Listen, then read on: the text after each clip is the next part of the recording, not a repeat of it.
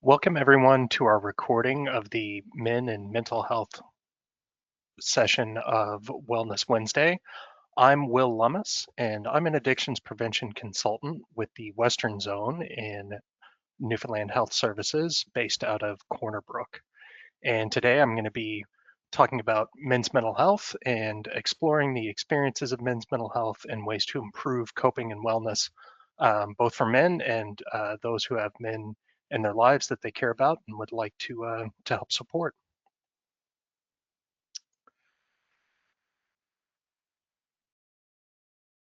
So just to note, this session is psychoeducational. It's not meant to be therapeutic. It's not meant to replace therapy or one-on-one or group supports, mental health supports. This is just for your information and to hopefully help provide some information, connect to other supports, and give some knowledge on the topic of men's mental health. So why focus on men's mental health?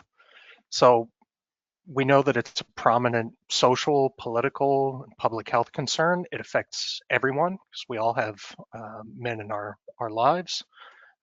Masculine norms are on a spectrum, and one size fits all approaches are not effective, though often men are kind of treated as this, uniform group and only focusing on traditional um, ideas of masculinity, but we know that it's much more broad than that.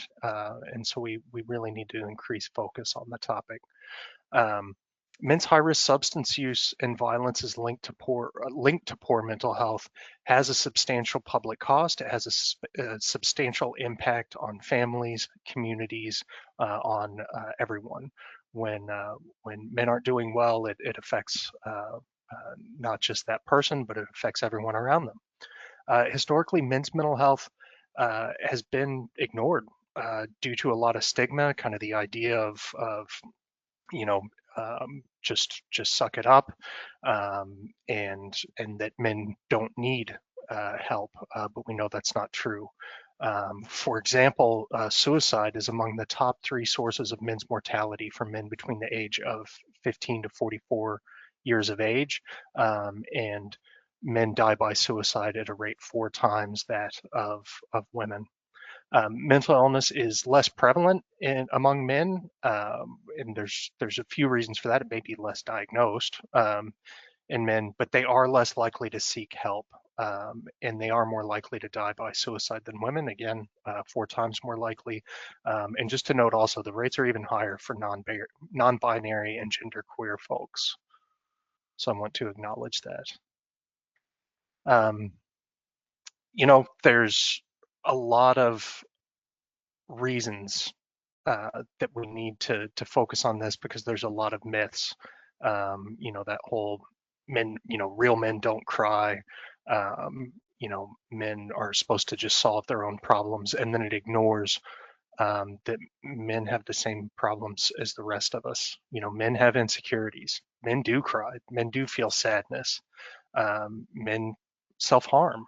They may have body image issues, eating disorders. Um, Men are sometimes are maybe abused.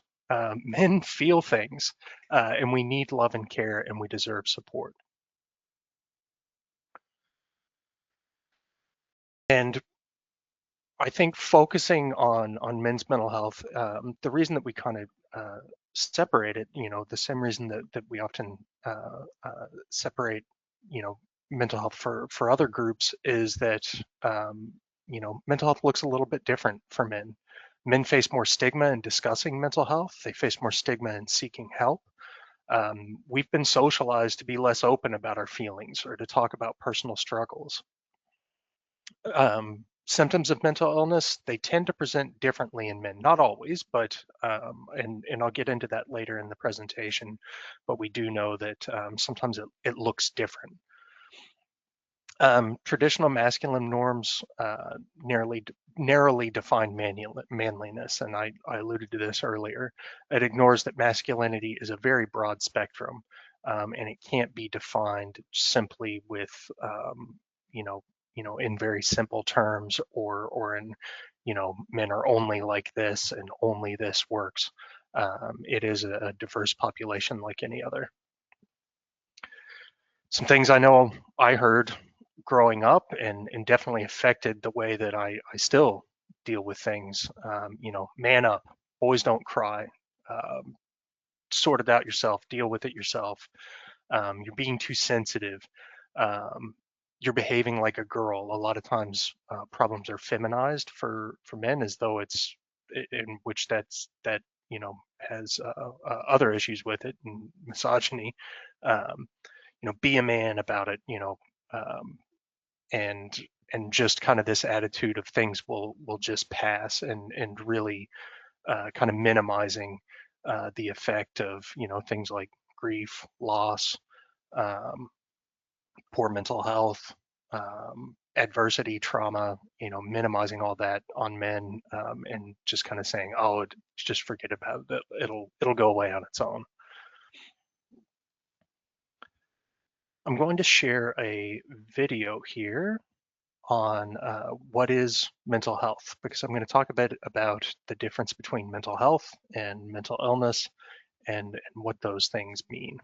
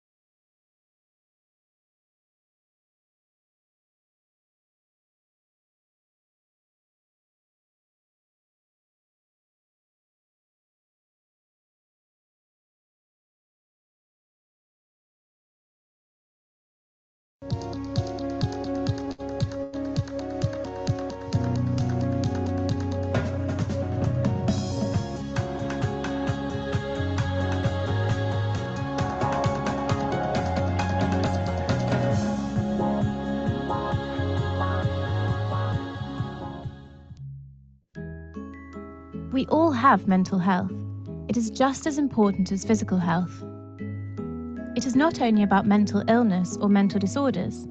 This is just one part of a bigger picture.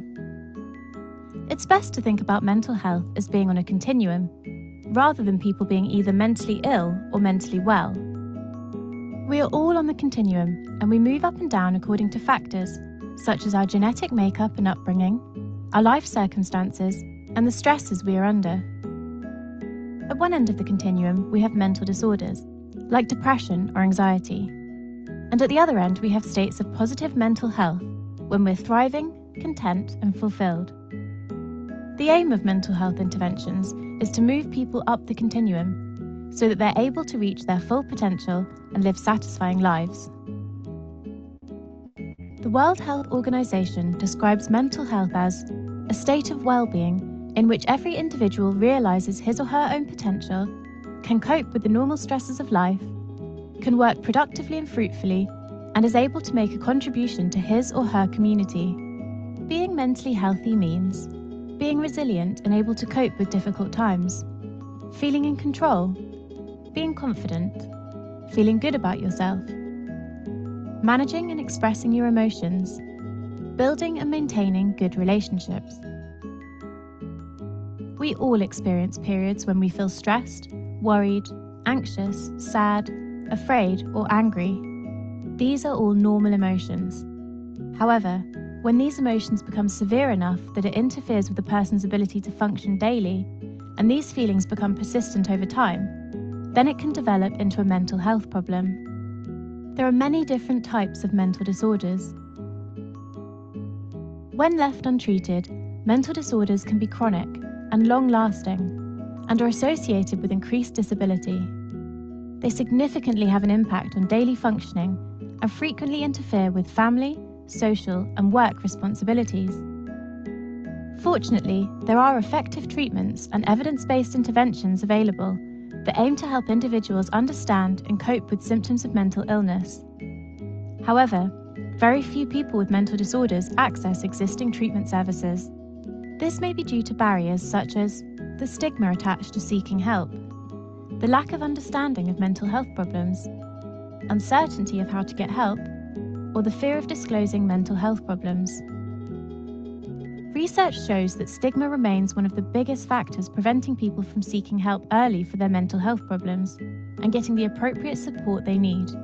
It is important to acknowledge that we all have mental health and have a personal responsibility to learn how we can improve and maintain our well-being in order to lead meaningful and satisfying lives. Want to learn how you can do this? Great news! Why not join one of our communities and keep exploring Maudsley Learning online?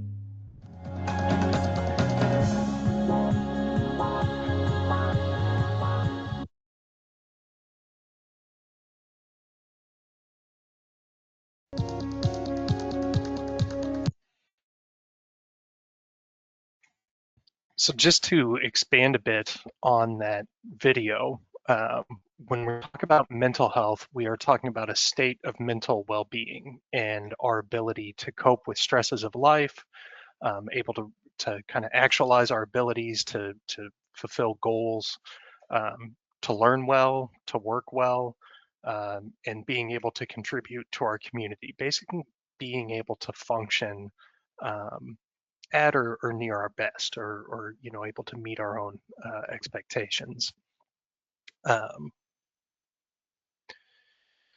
It's an integral component of health.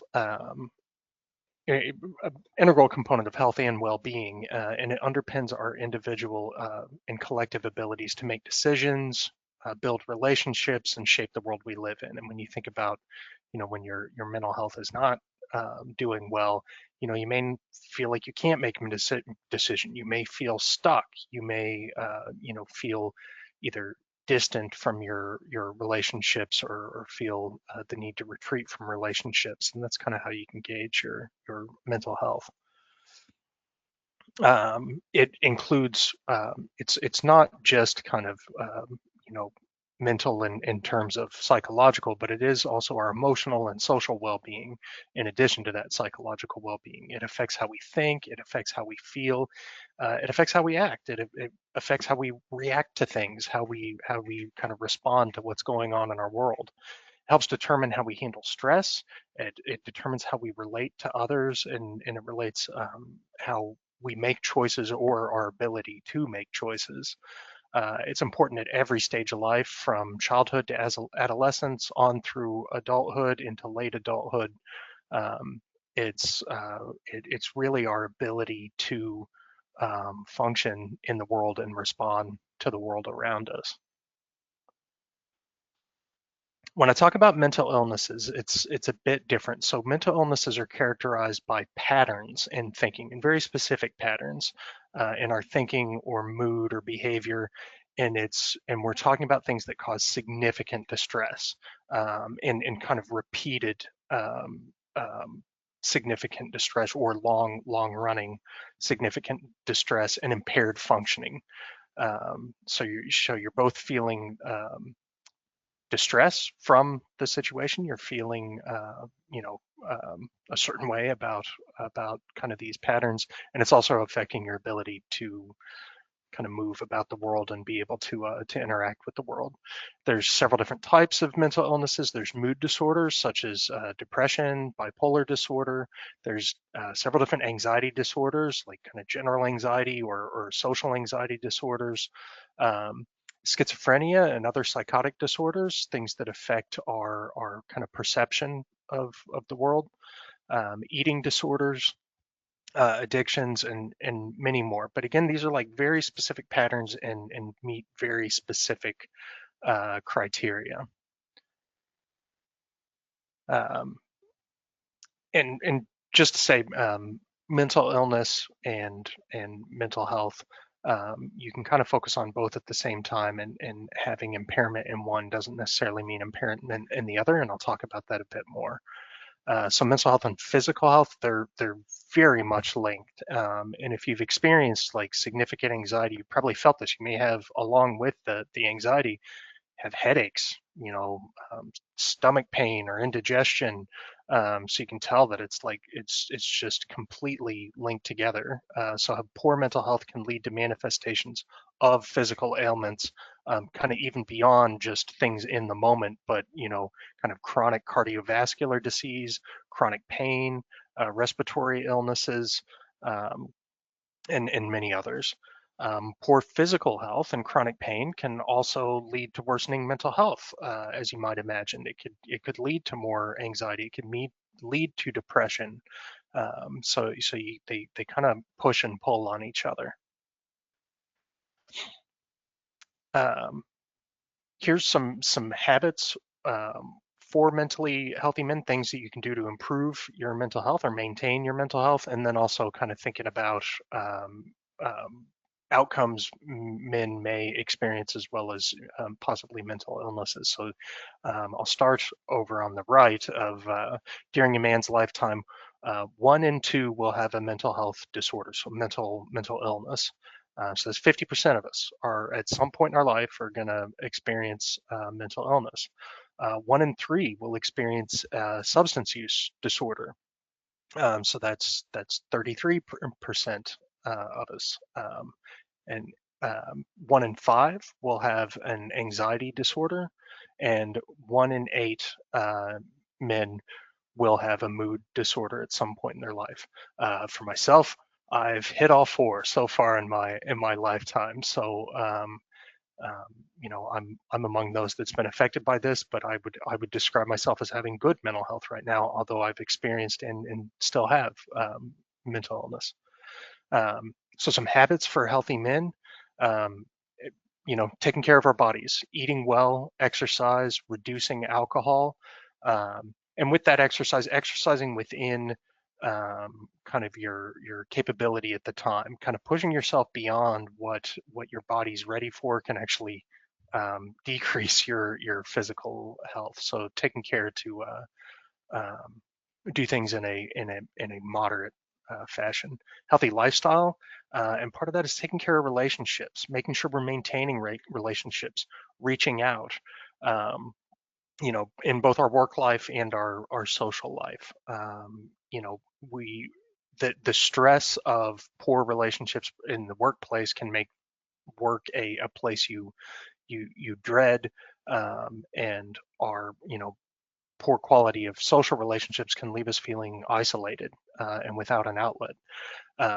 Healthy mindset, um, being mindful, setting goals, trying to reframe unhelpful thoughts, and things like cognitive behavioral therapy can really help with that. Tools that I've learned in cognitive behavioral therapy have been very helpful. They take a long time to practice. I'm still working on it, but it can really help you kind of flip things around when you're feeling, very, almost beaten down by circumstance. Healthy connections, talking with your friends, knowing when and where to get help. And I'm going to talk more about that, like how to increase those connections, where to get support, and learning to ask of each other, are you okay? Asking a friend, asking a loved one, like, hey, are you okay? And listen to what the response is. Um, Encourage action where appropriate. Sometimes you may need to just listen for a bit. We don't want to jump straight to like problem solving, um, and check in. Especially if somebody says, "Yeah, I'll go check out that group or whatever." Check in next week. Hey, did you go to that group? Or did you reach out to that counselor? Did you go for a walk? Like, just checking in on each other can have a great effect because it makes us feel cared for and connected. Some more points about mental health.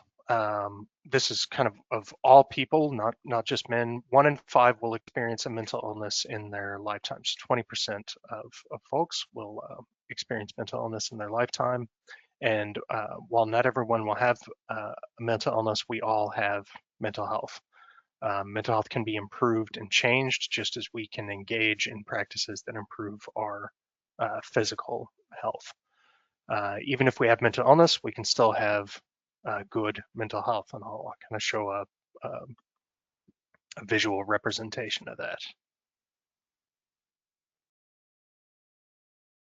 So kind of just thinking of mental health and mental illness on separate axes, so they're not tied together necessarily. So kind of looking at good mental health up here, poor mental health down here, severe mental illness, and no mental illness. You can have severe mental illness and still have good mental health.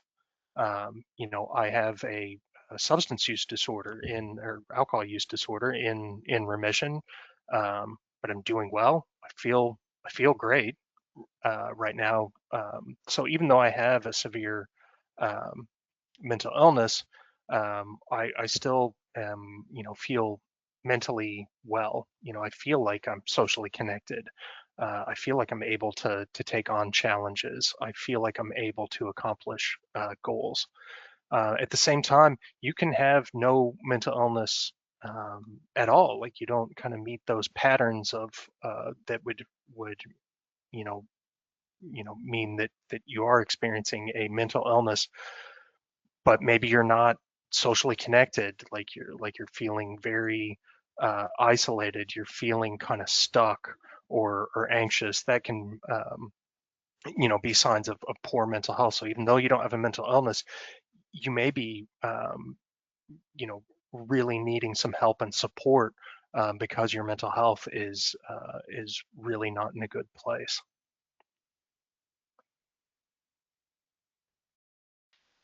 So change. I'll talk just a little bit about change. Some of our other Wellness Wednesday presentations do also talk about change in much more detail, like ways to go about changing behaviors, changing perspective, and coping with change. I believe those are three of the ones focused on change anyway. But just to highlight change, it's not just you can't do it just through like sheer will. You need patience, you need persistence, and you need practice. For myself, like I talked about some of those CBT things, reframing thoughts. Those are things I'm still practicing. I still have the kind of negative automatic thoughts like we all do. So it's still learning how to flip those around. Um, and it involves taking small steps. It's more effective than trying to do like everything at once. I think some great advice is start with going for a walk, getting outside, move your body, um, get a bit of connection with nature. Go for a walk if able, um, or get outside if able. That can be a great small first step, and then you can build off that. You can kind of add things one at a time. Maybe eventually you do decide to go see a counselor or join a support group or just join uh, a social group that you've been thinking about for a long time. Don't try to do it all at once though. Make small changes kind of in different aspects of your life, and I'll talk more about that as well. So what prevents men from seeking help? Lots of stuff. Um, Sometimes there's a fear of reprisal at work. Um, Before I became a social worker, I was in the U.S. Army for a period of time, and I was working in the mental health field there as well. Um, on a deployment, I had two separate units. I had one where you definitely could come see me, you could come talk to me without any fear of reprisal. Their command was very supportive, um, and it didn't affect their work. In fact, sometimes I think it affect their work if they didn't go see someone. Um, and yet there was another unit on the same in the same area where it was very clear that involvement, getting support would affect their career and their perception at work. So I want to say that sometimes that fear of reprisal at work is imagined, like you may be supported at work. So really search for examples of if that thought is true, that you would experience reprisal at work. But I also want to acknowledge that there are workplaces that aren't supportive, and maybe that's a legit fear, and you may want to move outside of support through workplace. Stigma. Men are taught not to talk about or show emotions. Real men don't cry. Um, I can really only think of one instance I saw my father cry growing up, and even though I don't think I directly got told, don't, real men don't cry, or that message, it was definitely modeled for me, and I think a lot of people can relate to that, especially from my generation, and then just generally in society, that kind of ideas out there, and we get it from our peers and we get it from media. Inability to recognize symptoms in self. I am terrible for this. A lot of times I don't realize I'm anxious or stressed about something until I'm getting headaches all the time, and my stomach hurts, and I don't feel like eating, and it's kind of, sometimes that will go on for days before I'm like, oh, like I think I'm more worried about this thing than I thought I was, and maybe I need to spend some time talking to somebody about it or doing something about it. And I'm a counselor, so I get that's a hard habit to break, or a hard kind of way of being that's been built into us. Um, Stereotypes and attitudes about masculinity that devalue help seeking, promote self-reliance above all, and feminize problems. Dipping into misogyny of you know trying to compare having a struggle, or dealing with a struggle with support as somehow um, less manly or girly, and it's not helpful, and that both you know takes away from women's experience, and it takes away from men's experience as well, by not allowing ourselves to have struggles and to rely on each other and rely on other people.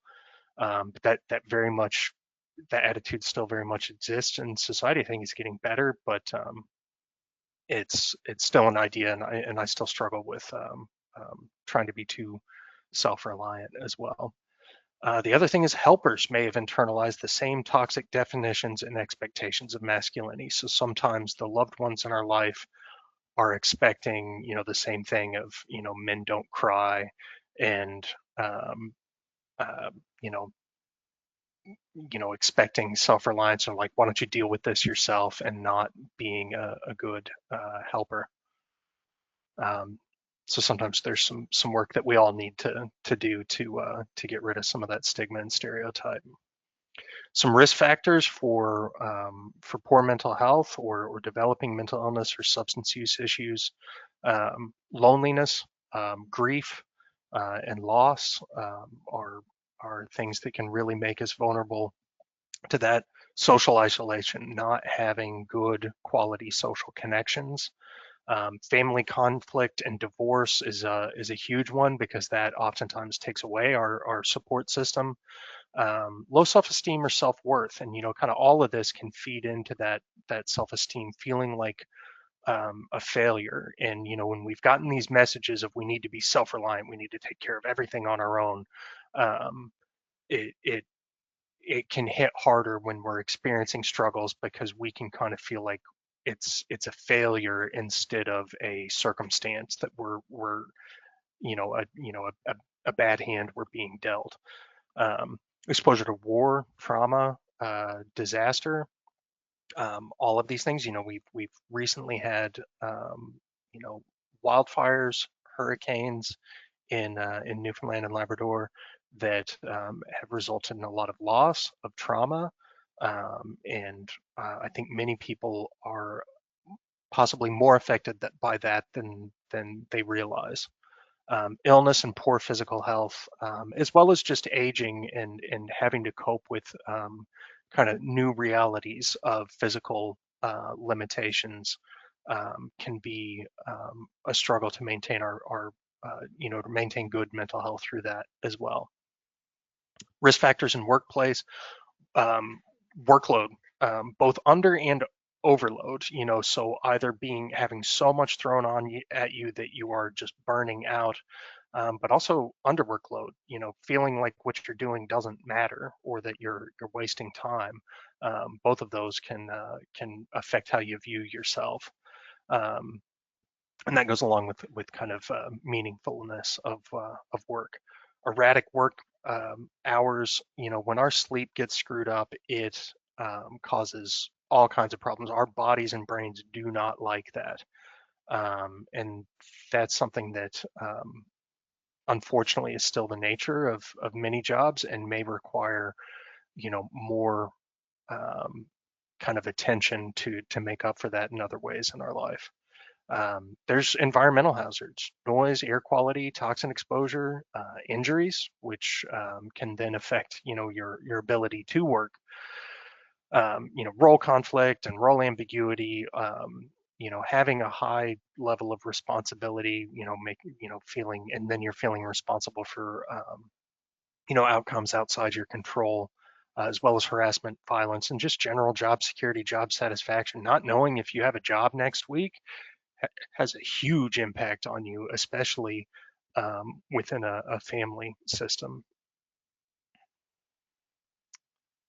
Gonna play another video and hopefully I can get this one started a little smoother. So this is the evolution of the human mind, and it talks a bit about how our brains have evolved for a certain reality that has changed on us. And so sometimes, even though our brains are doing what they're supposed to be doing, it doesn't fit with the environment that we're in.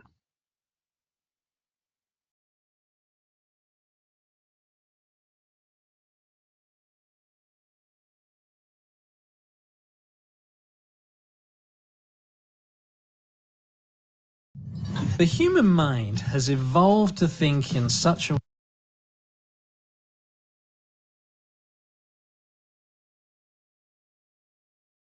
way that it naturally creates psychological suffering. You see, back in the Stone Age, 200,000 years ago, life was pretty dangerous for our caveman ancestors. So if a caveman or cavewoman wanted to survive, their minds had to constantly be on the lookout for things that might hurt or harm them. And if that cave person's mind wasn't good at predicting, spotting, or avoiding danger, what happened to her?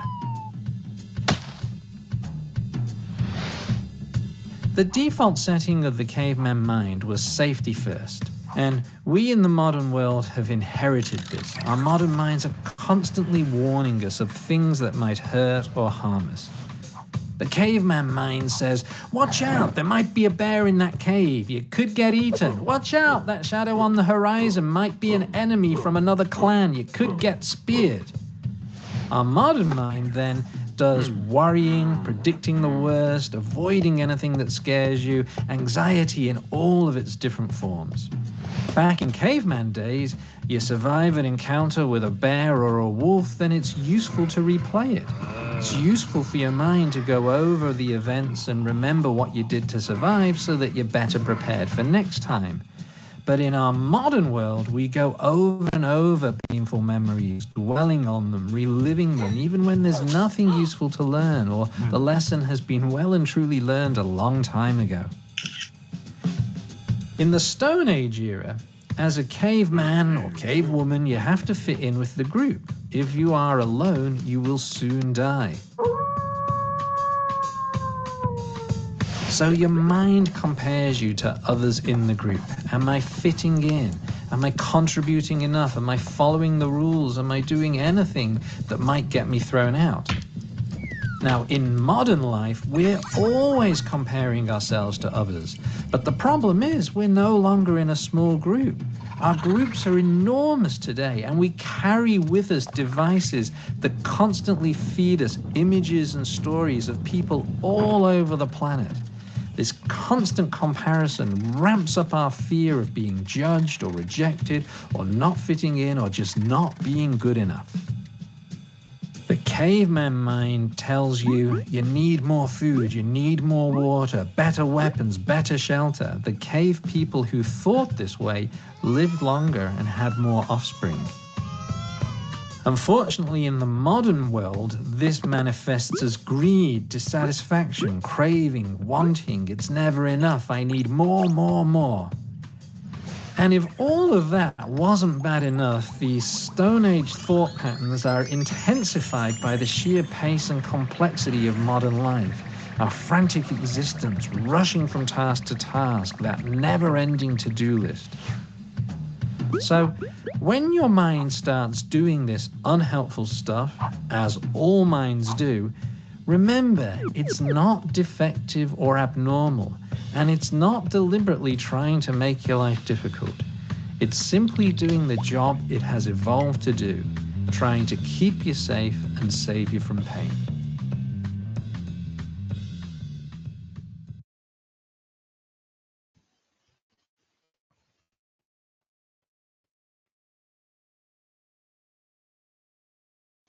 All right. So you can see how modern life has complicated the way we deal with things, to say the least. And in some ways, our brains just don't get to rest anymore the way that we previously did. They're constantly being stimulated, so they're just constantly trying to respond, and it can lead to a lot more opportunity for poor mental health, really, because it's, you know, we're often just kind of overwhelmed with things to deal with. So thinking about some, you know, we talked about vulnerabilities to you know, impacts on our mental health. There are some things that, and much of this we can kind of cultivate, we can develop, that do help protect from the impact of stress and adversity in our lives. So one is self-esteem and confidence, and I know that's something that you don't just like decide you're going to have self-esteem and confidence, but sometimes that goes with improving coping skills, as well as skills in general. Making you feel more capable to solve problems, being able to reflect on past times that you've been successful can make us feel more confident going into unknown situations. But that is like a thing that needs kind of constant attention. Like self-esteem and confidence don't just come out of thin air. So sometimes it does take some cultivating and reflection. And you know, a lot of these build into self-esteem and confidence, but you know, stress management techniques, emotion regulation techniques, because a lot of times, I know for myself and a lot of other men, it's not that we don't feel emotion, it's just a lot of it because we're not really acknowledging it or really trying to cope with it or regulate. It comes out as anger or irritability, and affects us in many ways. So sometimes, you know, emotion regulation and just experiencing emotion and processing it can really help. That helps with stress management. It helps with our problem solving abilities, which also comes from kind of looking at things in different ways, breaking down problems, using tools such as lists, to help us break down problems and move through them procedurally so they don't kind of feel overwhelming or impossible. Improving communication skills, which helps with our social relationships. It also helps reduce conflict, you know, particularly in relationships. So sometimes tending to that can really improve the quality of our social and romantic relationships. Physical fitness, taking care of our bodies, and you know, along with that comes, you know, things, you know, kind of healthy eating, mindfulness, things like that, as well as um, exercise. Improving social supports, if we're feeling like we're lacking, and I know a lot of times, like you know, maybe you move to a new city, maybe you experience a divorce, and you lose a good portion of your friend group. Um, Getting out to, you know, trying to find ways to get involved, you know, finding interests, um, or things that meet your interest, group activities, clubs, um, if religious things like joining a church or a religious group that may be a great form of both spiritual and social support. Um, Economic security, sometimes that's very much out of our control, um, and that one may be about being willing to seek out supports and help to improve that, whether it's financial supports, educational supports, um, being willing to seek those out and avail of them. And sometimes that's hard to do, and sometimes it's just completely out of our control.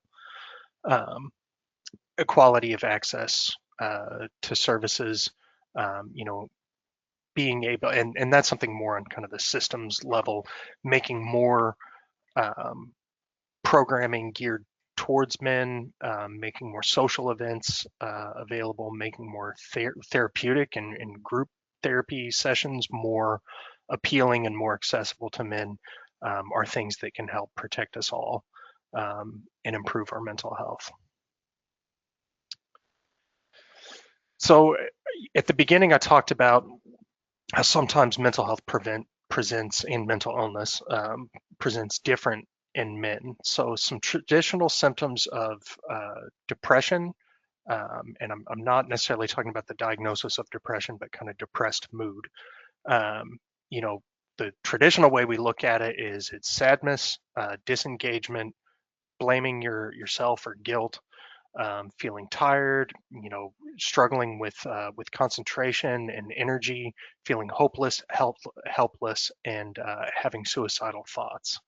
Um, in men, a lot of times it doesn't come out as kind of a sadness or melancholy.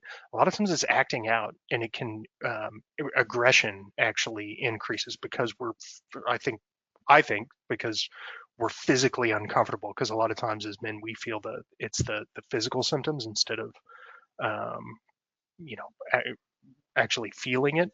It can be impulsive, more impulsive, quick-tempered, irritable, tendency to blame others, having a really low stress threshold, having a short fuse, feeling restless, engaging in kind of risky behavior, and engaging in more drug and alcohol use, maybe to the point of experiencing harms from it. General dissatisfaction with themselves, like just feeling um, on just feeling like not yourself and not living up to your own values. Um, Withdrawing from relationships, that's a big one. Over involvement with work, just pouring into work and just completely ignoring all other aspects of our life. Denial of pain, I'm fine. Um, Rigid demands for autonomy, like I'll do it myself, and being resistant to getting help, or when help is offered. You kind of feel like you need to retreat and protect yourself. I feel like it's kind of a natural response, and that's sometimes how it looks. And sometimes it's hard to recognize in yourself, and sometimes it's hard to hear from someone who's pointing it out to you, and sometimes it may take some sitting with it for a bit to be willing to acknowledge that that's what you might be experiencing. Um, this is the same one. So anxiety. So some traditional symptoms of anxiety. Um, we would talk about having trouble concentrating or making decisions, feeling irritable, tense, or restless, experiencing nausea or abdominal stress, heart palpitations, sweating, trembling, shaking, trouble sleeping.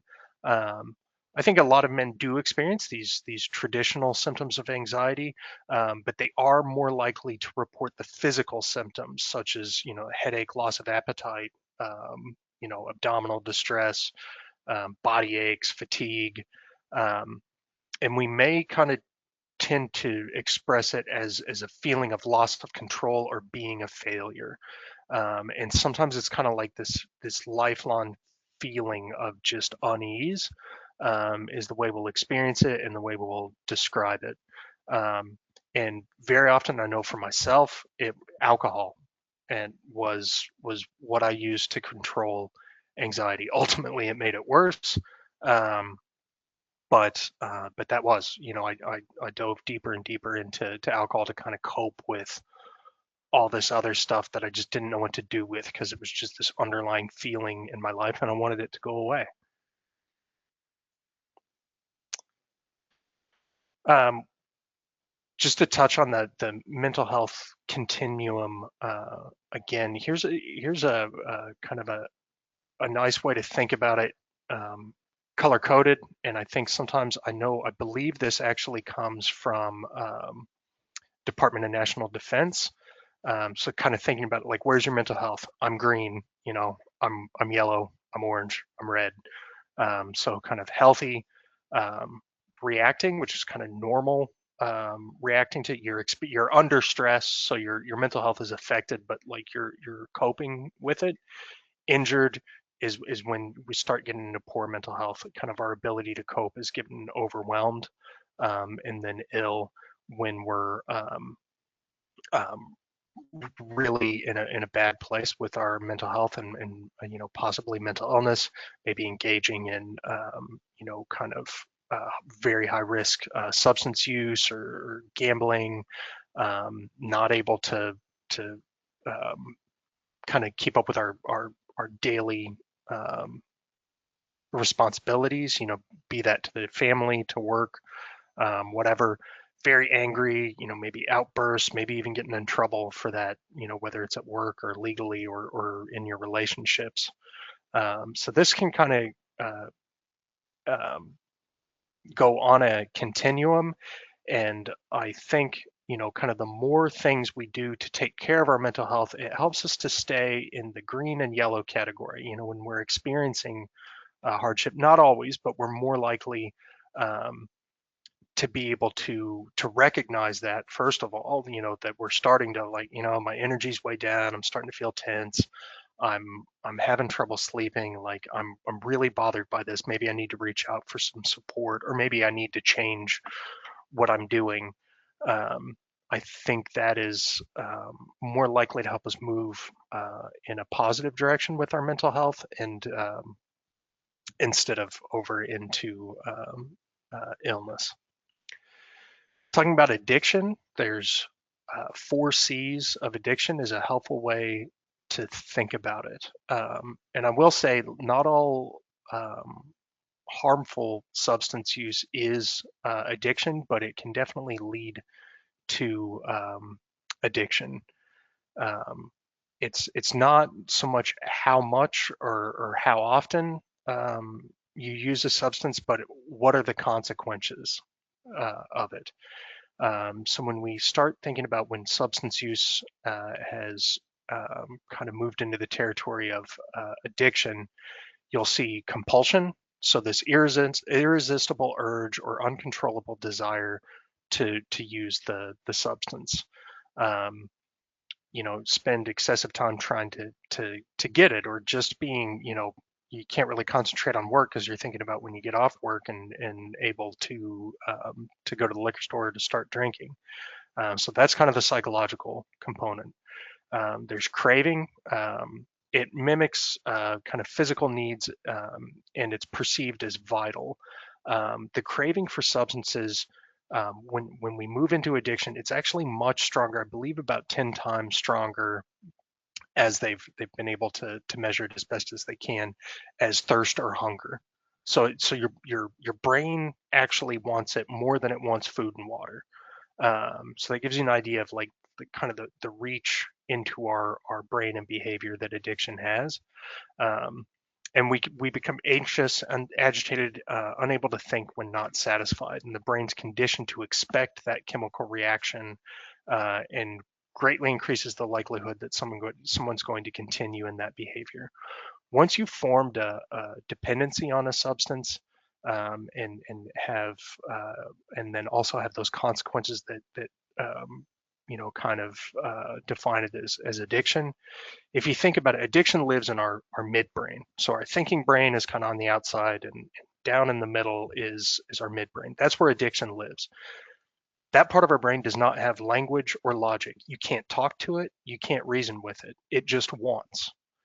And that part of our brain is closer to the rest of our body. So that gives you an idea, like the pull. I describe it as, when I was actively in addiction, when I was still drinking, it was like being in the passenger seat of my own life. I could like yell at the driver and sometimes get them to turn where I wanted them to turn, but not always. I was very much a passenger in my own life, and just kind of along for the ride of addiction until I was able to have a good period of for myself abstaining, but for some people moderating, and able to move out of that kind of pattern, because you do feel that loss of control, and your initial tries to stop, unsuccessful for myself. I tried a lot of things before I found things that worked, and it was despite negative consequences. It was impacting every part of my life, work, friends, family, physical especially. But I continued to use because the brain still wants it, and I'm not really able to, the part of your brain that experiences the consequences is not the same part of your brain that experiences the addiction. So sometimes it's very hard to respond to consequences when you're experiencing addiction. And I hope that makes sense to folks. I hear that, from people, that addiction doesn't make sense, and I'm like, you're right, it doesn't. Addiction doesn't make sense, because again, it's part of your brain that doesn't have logic. It's not logical, and I think sometimes acknowledging that can make it easier to both understand and to cope with as a person with addiction. Just to touch on substance use a little bit more, there's, not all substance use is harm, or is, results in consequences, or has a significant, carries a significant harm. So the substance use spectrum, goes from non-use all the way to addiction. And for non-use, that's not using a substance for whatever reason, and you can kind of be in different places on this for different substances. There are beneficial uses of substances. Some examples would be like taking medication as prescribed, spiritual use of things, or ceremonial use as things such as tobacco, and lower risk use. This kind of has a minimal impact on your life. So things like drinking within the cannabis guidance on alcohol and health, or the lower risk cannabis use guidelines, and just generally not experiencing any trouble, kind of keeping up with your relationships, not missing out on any family events or obligations to friends or work, and not getting in any trouble legally, obviously. Higher risk use, that's when you're starting to experience the harms, whether it's physical problems, maybe it's causing arguments at home, or missing out on obligations due to, things like a hangover, or being intoxicated, getting in trouble with, legally or at work. If use kind of continues despite starting to experience those harms, a lot of people, they experience those harms, and if they're not, into addiction, what defines addiction is the continued use. So, if, many people are able to, it's like, oh my gosh, like this is really starting to be a problem. I should, put some kind of protective things in place to move backwards, and they may stop using a substance, or they may be able to change their patterns in order to move to, lower risk use. But that continued use, despite those consequences, that defines addiction. That means it's kind of taken hold in that part of our brain, that we're no longer able to control it. And many folks need supports, formal supports. Some there are also self-management things that people have been successful with, but it generally, you don't. It's very difficult to cope with just on your own, once things have become an addiction.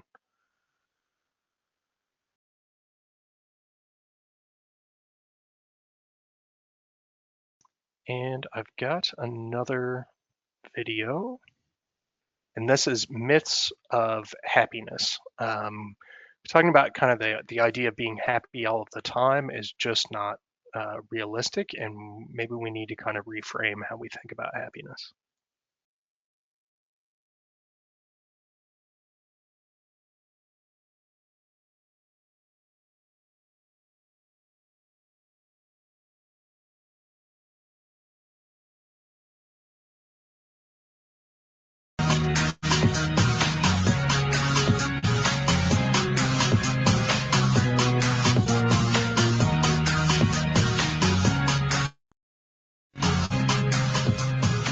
Popular ideas about happiness will make you miserable if you actually hold on to them too tightly, believe them too much, or let them dictate how you live your life. And there are three big happiness myths in particular that create this happiness trap.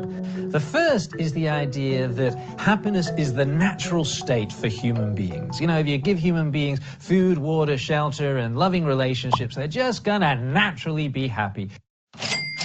You've probably heard this myth in many, many forms. The reality is that the normal state for a human being is an ever-changing flow of emotions. Emotions are like the weather, continually changing. You wouldn't say the natural state for the weather is a warm spring, sunny afternoon. It's natural in winter that it's going to be colder. In summer, it's going to be hotter. And so it is with our emotions. You expect to feel anxious in challenging situations with an uncertain outcome. You expect to feel fear when there's danger or threat present. Now, the second big happiness myth links to the first one, the idea that happiness means feeling good. If you look at most dictionary definitions of happiness, it's described as a state of pleasure or a state of contentment. Well, if this is your notion of happiness, then there's no such thing as lasting happiness. Because how long does a good feeling last? Think of the happiest day of your life. How long did a state of pleasure or contentment last before there was some frustration, disappointment, anxiety, irritation? If I were to define the word happiness, I would describe it as living a rich, full, and meaningful life in which we feel the full range of human emotions. The things that make life rich, full, and meaningful don't just give us pleasant feelings. Like, think about building loving relationships. Think about people that you love and care about and you spend a long time with. Do you have a relationship like that in your life that only gives rise to pleasant feelings? When relationships are going well, there's often wonderful feelings of love and joy, but all relationships come with tension and conflict and difficulty. If you're a parent, if you have children, then you know that having kids brings a huge amount of meaning and purpose and fulfillment into your life. But what other feelings does it give you? Now, when I ask this question to audiences at my public workshop, there's a big laugh, and then parents start calling out anxiety, guilt, frustration, anger, rage. It's like amazing how these people that we love so much can arouse such strong, painful emotions in us. So this holds true for really any meaningful life project, from building a career, from looking after your body, from building a family. The things that make life rich, full, and meaningful give you plenty of painful emotions, as well as some very pleasant ones. And the third big myth that feeds into the other two is the idea if you're not happy, you're defective. More and more, human nature is being pathologized as signs there's something wrong with you and you need some medication to fix it. The reality is that if you're not happy, you're normal. Life is difficult. You know, I ask my public workshops, is there anybody here who thinks life is too easy, that needs some more difficulty in their life? Anybody in this room that needs some more pain and suffering? You know, life is hard and challenging. Not always, but a lot of the time it is.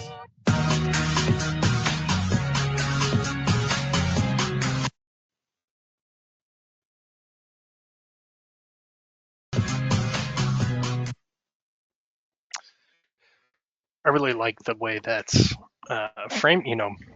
Being happy is not feeling happy all the time. It's more of a general fulfillment and an ability to take things as they come and feel the highs and lows and take the good with the bad. More of a state of mind and instead of just a fleeting feeling. So wanted to just and you can probably surmise some of these just from what we've talked about up to this point, but wanted to talk about some early warning signs of declining mental health in men especially. So what to look for and how to help. So some warning signs of struggling, it's that increased anger, irritability, and aggression. Fluctuation in mood, energy, and appetite. Maybe you're kind of all over the place, or big changes in any of those three. Difficulty sleeping or sleeping too much. Feeling on edge. Feeling, sometimes it's known as hypervigilance. Kind of feeling like there's a threat all around you. Trouble concentrating, not being able to focus is a big one. I will say also, those body aches, headaches, digestive issues, those physical symptoms that go along with the ones on the previous slide. Feeling sad, hopeless, helpless, and especially kind of if you hear someone expressing that, like that can be a big warning sign that they may be having thoughts of suicide. And I think sometimes the best thing you can do in that situation is just to ask very directly, are you having thoughts of suicide? Like, don't beat around the bush, just ask if you're hearing some of those helplessness and hopelessness messages. Feeling flat or apathetic, just not feeling anything at all, feeling numb, just kind of like you're watching yourself walk through the world. And engaging in high risk activities. Part of that can be, substance use, increased substance use, but other risky behaviors as well. So using more alcohol and drugs. Also, obsessive thinking, rumination, not being able to let something go. Sometimes when we get stuck on and fixated on something, it can be a sign that there's other stuff going on. We're not meeting our family or social obligations, or really dreading it. Things that we previously enjoyed and we're just like having trouble like getting our one foot in front of the other to show up for things. Having unusual thoughts or behaviors that concern others, beliefs that that others are finding very strange, or seeing or hearing things that other people are not hearing or seeing. There's can be a lot of different reasons for that, but really important to check in with a healthcare provider. And feeling isolated. Somebody's kind of like disappeared off the map. They're not answering texts. Important to check in. Or if you find you're isolating yourself, sometimes reaching out, just having one social thing a day, even if it's going to get a cup of coffee, I think can really be important. Just something to reflect on, and maybe you could pause the video here just to think about for yourself. What do you currently do, or what have you done in the past to support your mental health? And maybe also think about things that maybe you're doing that don't support your mental health or maybe make it worse.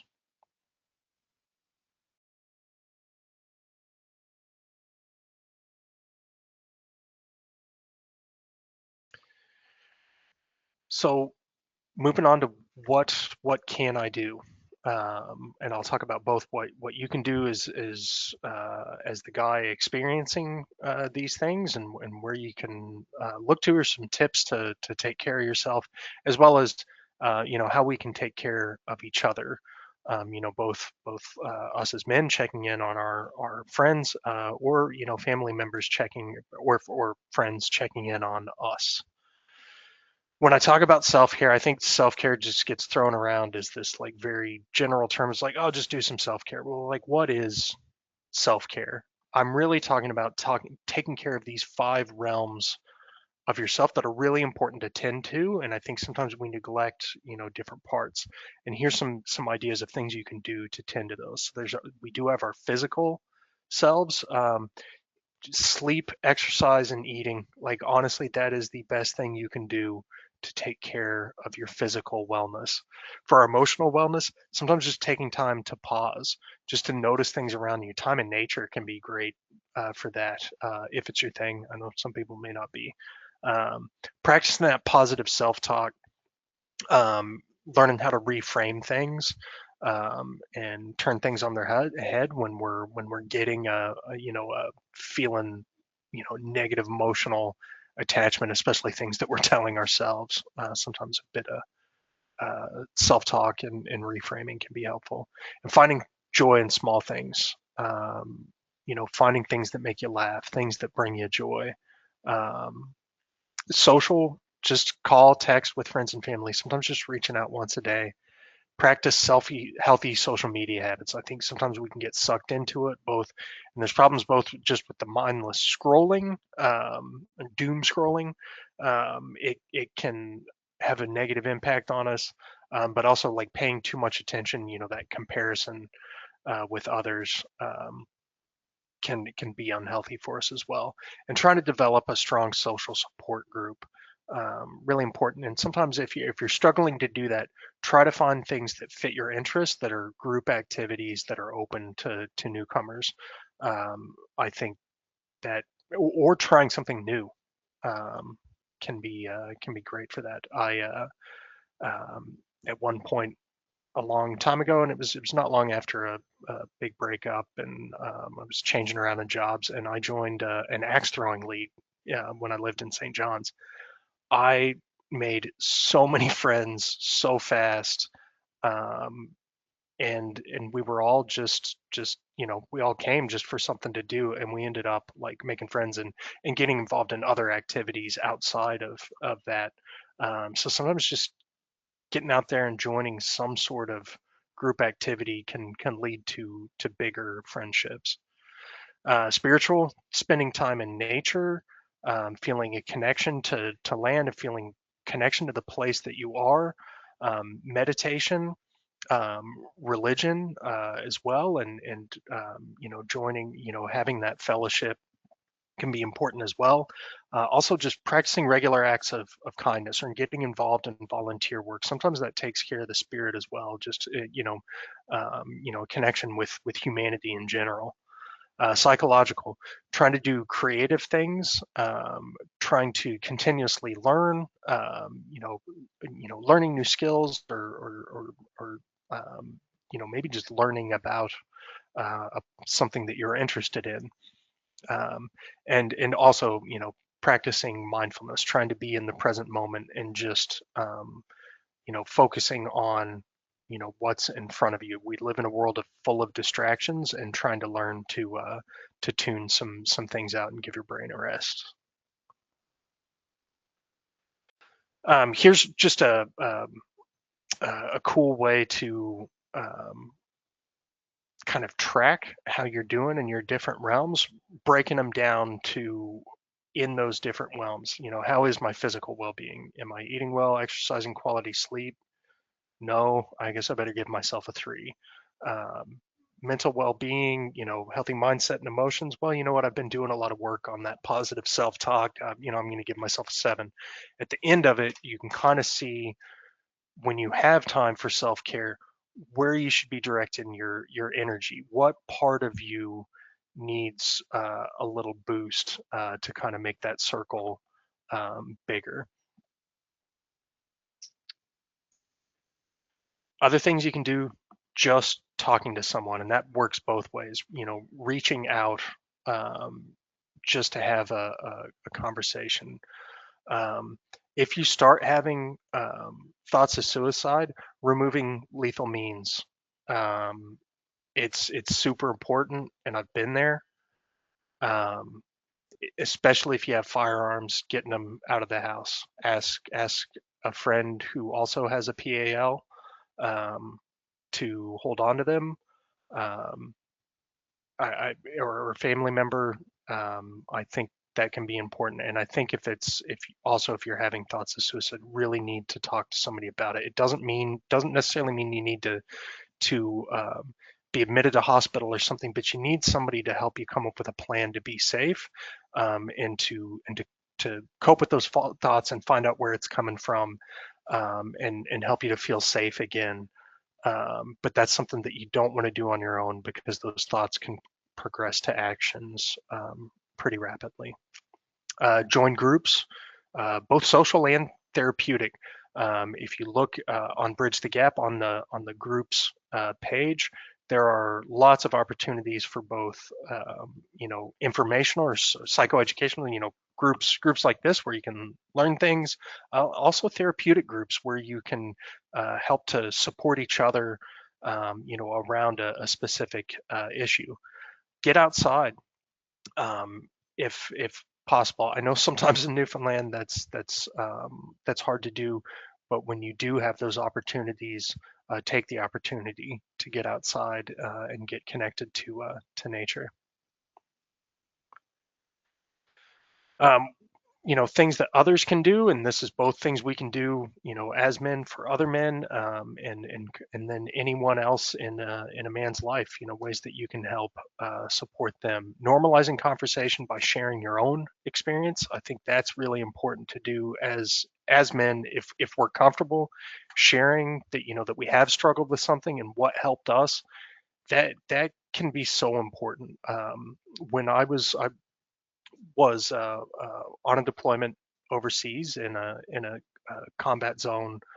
I had a platoon sergeant, so he was in charge of, I don't know, I think around 30 soldiers, infantry soldiers, um, and he would, in front of formation, make a big deal of, oh, I got to go to my mental health appointment, and he'd come down to my office and chat with me. But he made it very clear to his soldiers that, I've got stuff I need to talk to mental health about, and it modeled it. I started seeing more people out of that platoon, and I think overall they were more mentally healthy because they supported each other, because they talked about their experiences, because they had a mentor who normalized that.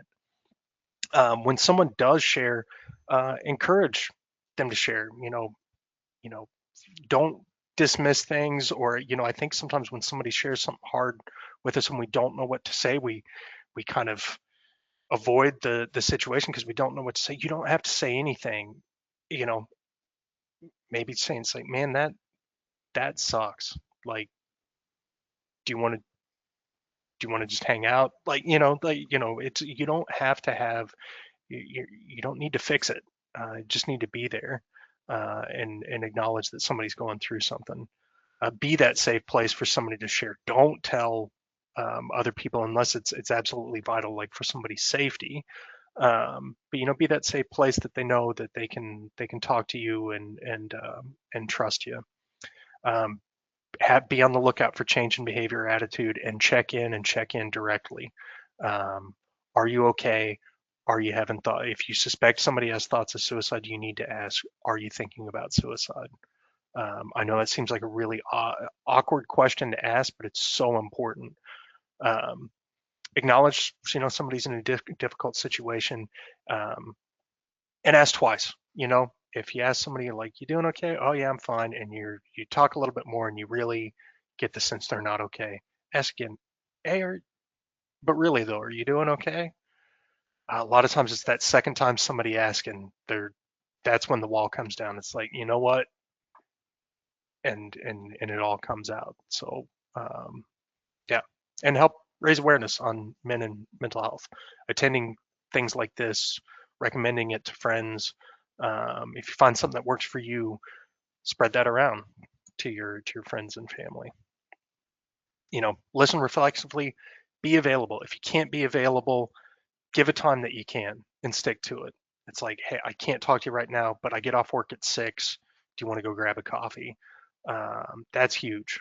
To when somebody makes the time for you, it really makes you feel heard and like, so you know what, there's one person that cares about me. Using positive language, reflecting strengths.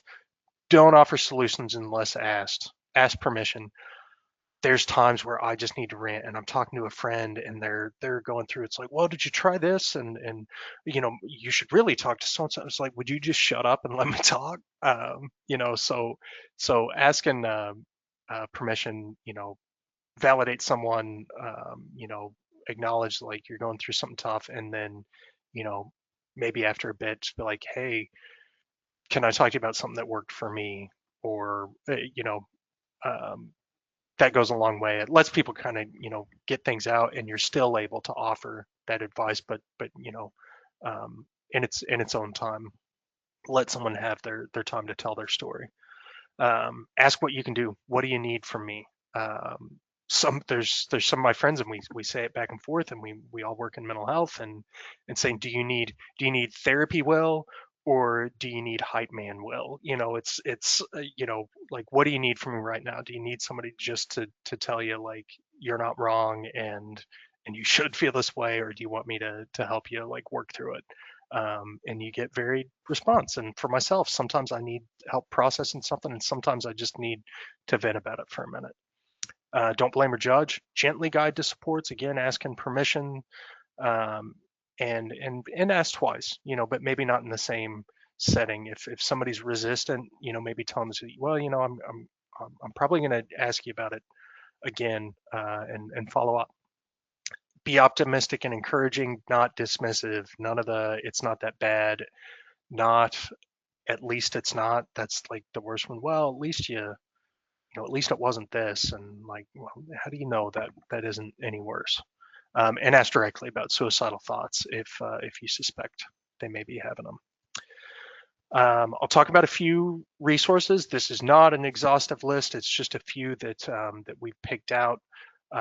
They can be good supports. There's Heads Up Guys. It's a free service that has a lot of information, resources, testimonials. It mostly focuses on depression in men, and it has like some self checks that you can do with yourself, and articles for friends and family, and also like some testimonials, people talking about like what they went through and what worked for them.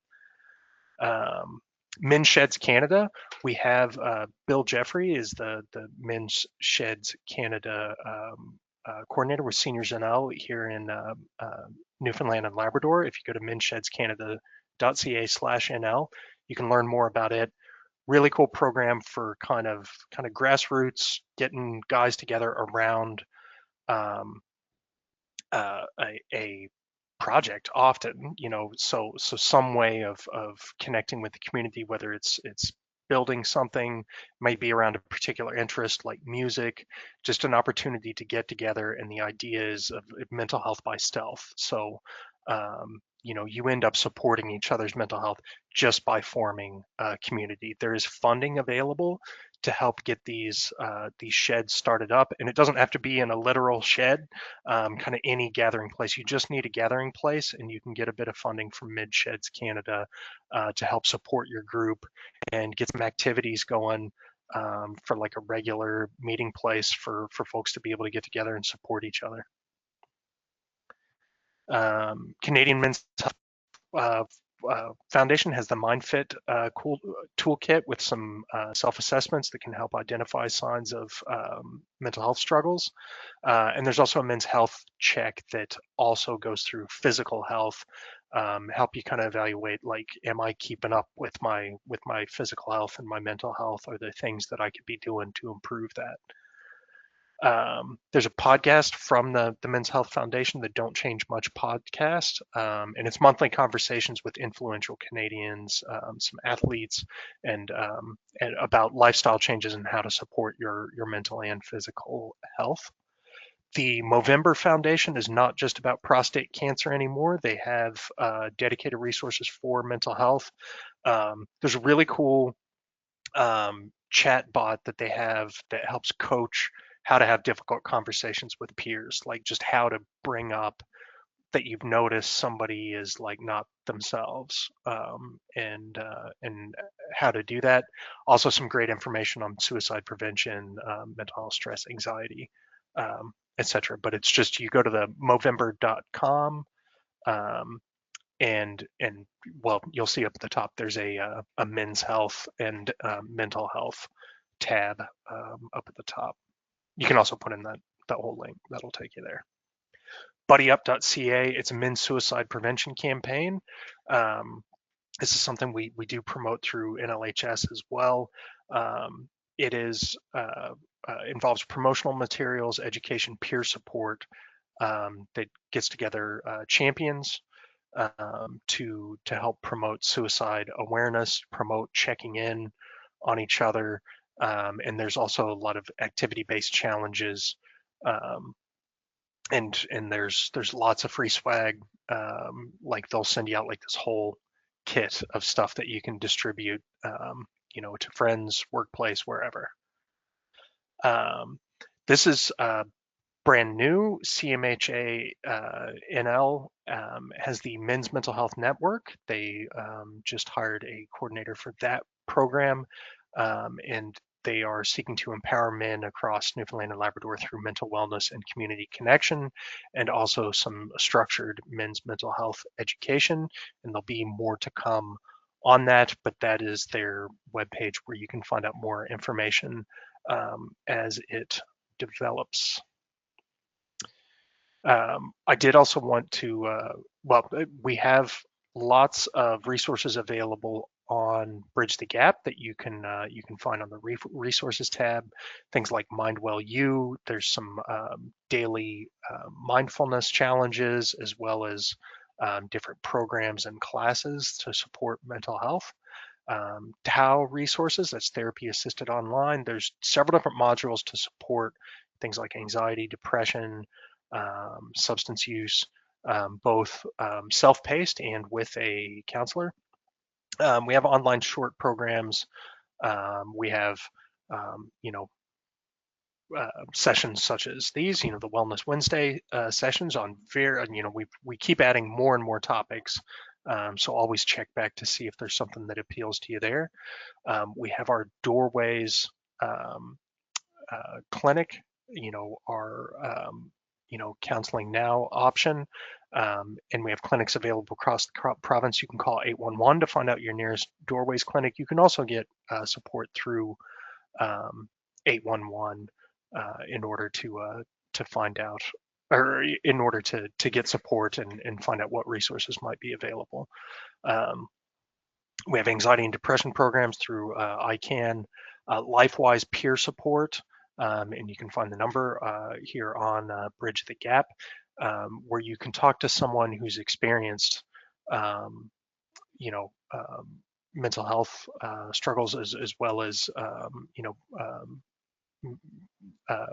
substance use disorder, in order to talk to somebody who's been there and can relate to you. It is not for crisis. For crisis, you contact 811 and the mobile crisis team can talk to you and help you come up with a plan to stay safe. And of course, we have Bridge the Gap where you are now, where you can find tons more resources.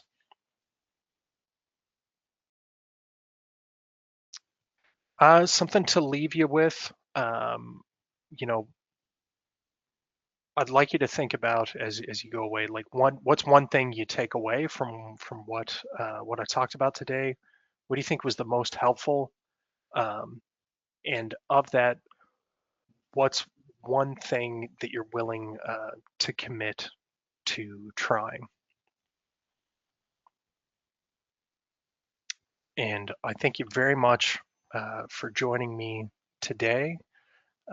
We do have an evaluation that you can give us ideas for other sessions that you'd really like to see, and also what you thought of this session and ways it could improve, things that you might like to see added, supports that you might like to see promoted. And you can either use that link that you see at the top of your screen, or you can use the QR code, and that will take you to the evaluation. Really appreciate your time today, and I hope you're able to take something away from today's session. Thanks very much, and take care.